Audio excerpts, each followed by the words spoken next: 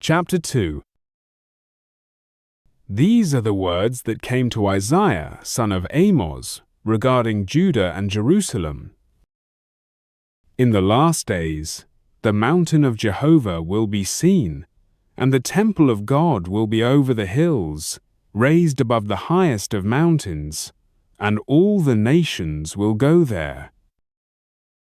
Many nations will go there and say, "Come, let's ascend the mountain of Jah.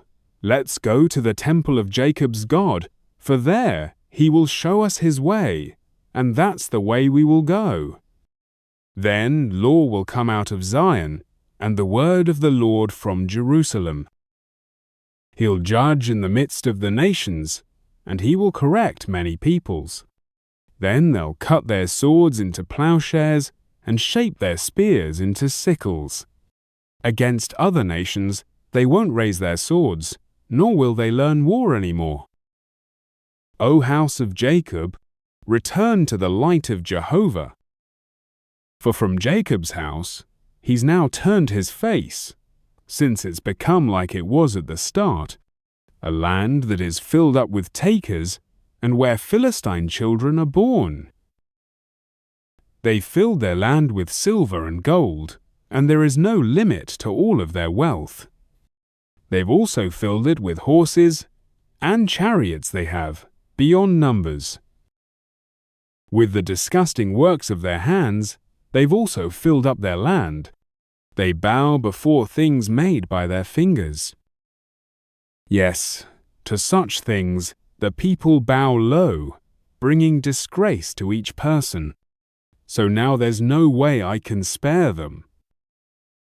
Therefore, go to the rocks, and hide in the ground in fear of Jehovah and the glory of his might, for he's coming to wipe out the land. The eyes of Jehovah are lofty, while the eyes of men are debased. So in that day, these men will be low, and Jehovah will be lifted high.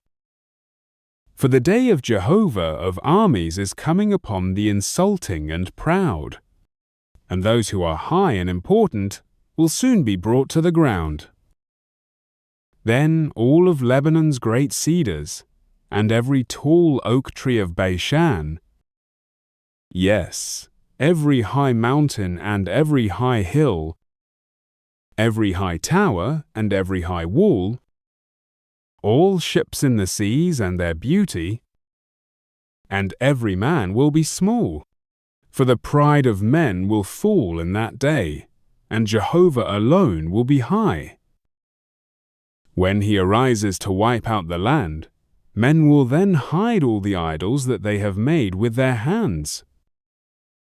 They'll hide them in caves and in cracks between rocks, as well as in burrows under the ground, because of their fear of Jehovah and before the might of his glory.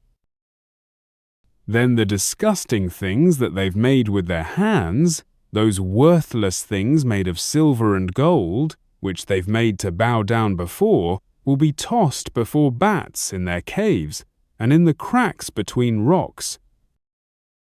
In fear of Jehovah and the might of his glory, when he arises to wipe out the land. So stop acting like men who breathe through their nose. For what value do they really have?